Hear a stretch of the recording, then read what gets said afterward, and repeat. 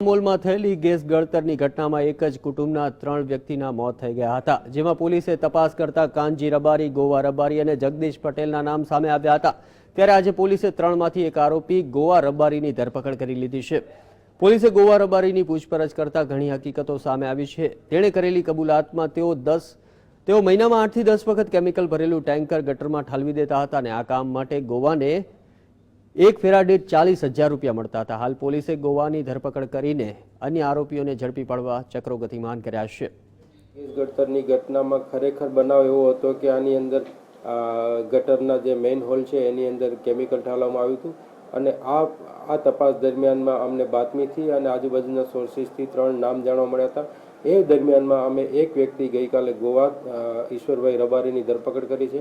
આ ગોવા ઈશ્વરભાઈ ધરપકડની કરતાની સાથે પ્રાથમિક પૂછપરછમાં જ એણે કબૂલ્યું છે કે હું છત્રાલ ખાતેની કેમ્પ્લાસ્ટ ઇન્ડસ્ટ્રીઝમાંથી આશરે 6 વખત જેટલું હું અને કાનજી રબારીને અમે લોકો કેમિકલ ભરીને લાવ્યા છીએ। એ લોકો એટલા જ જવાબદાર છે અને એ લોકો એટલા જ અંશે આ ગુનાની અંદર આવશે, કારણ કે આમાં 3 વ્યક્તિઓના મૃત્યુ થયા છે અને કેમિકલ ફેક્ટરીવાળા પણ આ ગોવા અને કાનજી રબારી જેટલા જ ગુનેગાર છે અને એની એ જ